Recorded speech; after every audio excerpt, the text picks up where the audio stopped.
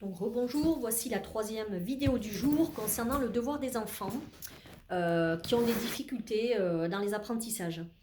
Donc quand vous faites le devoir d'un enfant, souvent il ne comprend pas et vous essayez d'y expliquer, de lui dire mais quand même c'est facile ça et ça et vous voyez que comme s'il ne comprenait pas ce que vous lui dites. Donc même des fois on peut dire à ses enfants mais tu fais exprès ou quoi, c'est pas possible parce que la chose paraît très simple et il ne comprend pas. Donc l'idée c'est plutôt que de s'énerver sur l'enfant, c'est de lui dire qu'est-ce que tu ne comprends pas.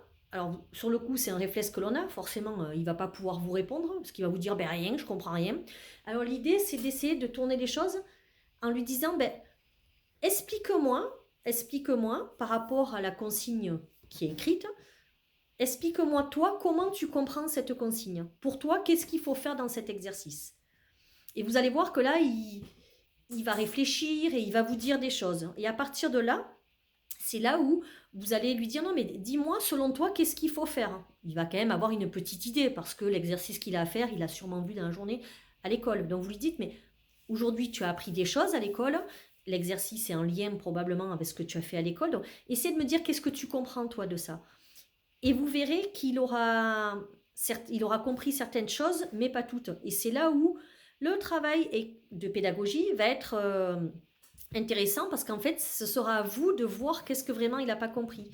Mais ce que j'ai constaté, c'est qu'en fait, très souvent, l'enfant, il ne comprend pas la consigne. Et une fois qu'on lui explique avec ses mots à lui, donc il faut trouver la manière, bien sûr, de lui expliquer avec plusieurs mots. Alors le plus simple, souvent, c'est du concret.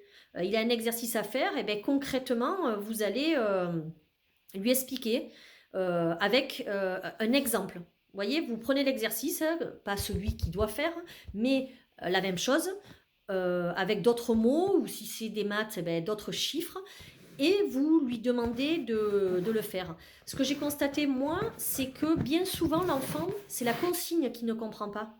L'exercice en lui-même, il sait le faire, mais la consigne, en fait, l'embrouille, et il se perd dedans. Donc, toujours demander à l'enfant qu'est-ce que tu as compris de la consigne et dire, si vous voyez qu'il a vraiment de difficultés à comprendre, pas hésiter à en parler à l'enseignant en disant écoutez, j'ai l'impression que mon enfant ne comprend pas les consignes, donc quand il est en évaluation, il ne sait pas faire, alors qu'il comprend très bien les exercices quand vous êtes en cours ou quand il est à la maison. Donc, lui dire, moi ce que je fais, c'est que je lui reformule et en lui reformulant ou en lui demandant alors, qu'est-ce que tu as compris de l'exercice?